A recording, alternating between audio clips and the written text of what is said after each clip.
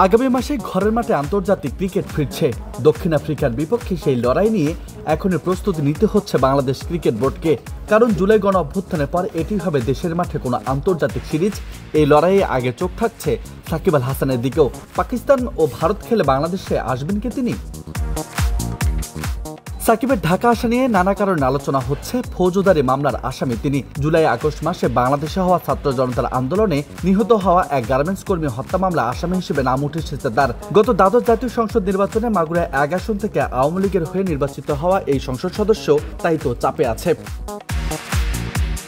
হত্যা মামলা আসামি হওয়া সাকিবের ক্রিকেট ভবিষ্যৎ নিয়ে আছে শঙ্কা। বিশেষ করে ঘরের মাঠে খেলতে তিনি ফিরবেন কিনা সেটিও প্রশ্ন। এমনিতে পাকিস্তানের বিপক্ষে খেলে তিনি চলে যান ইংল্যান্ডে। সেখান থেকে সরাসরি ভারতে এসে এখন সিরিজ খেলছেন। তবে আগামী মাসে ঘরের মাটিতে দক্ষিণ আফ্রিকার বিপক্ষে টেস্ট সিরিজে সাকিব খেলবেন তো, এমন প্রশ্ন এখন বিসিবির সামনেও।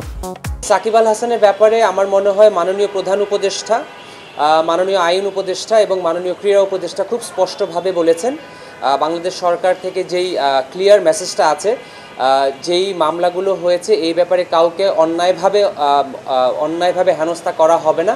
এবং আমরা মনে করি সাকিবের ব্যাপারে গণপ্রজাতন্ত্রী বাংলাদেশ এখন যে অন্তর্বর্তীকালীন সরকার রয়েছে তারা তাদের অবস্থান খুব সুস্পষ্টভাবে ব্যক্ত করেছেন। ইনজুরি সমস্যা না থাকলে এবং সিলেকশন জড়িত কোনো ইস্যু যদি না থাকে, এখন পর্যন্ত সাকিব আল হাসানের বাংলাদেশে যে হোম সিরিজ আছে এটা না খেলার কোনো কারণ আমি ব্যক্তিগতভাবে দেখছি না। সিলেক্টররা টিম যখন ঘোষণা করবেন তখন কোন প্লেয়ার থাকবেন বা কোন প্লেয়ার থাকবেন না সেটা সম্পর্কে আমরা জানতে পারবো। এবং অলরেডি আমাদের এখন যে অন্তর্বর্তীকালীন সরকার রয়েছেন, মাননীয় উপদেষ্টাগণরা তাদের মনোভাব এবং সরকারের মনোভাব সুস্পষ্টভাবে প্রকাশ করেছেন। আমি ব্যক্তিগতভাবে কোনো সংশয় দেখছি না।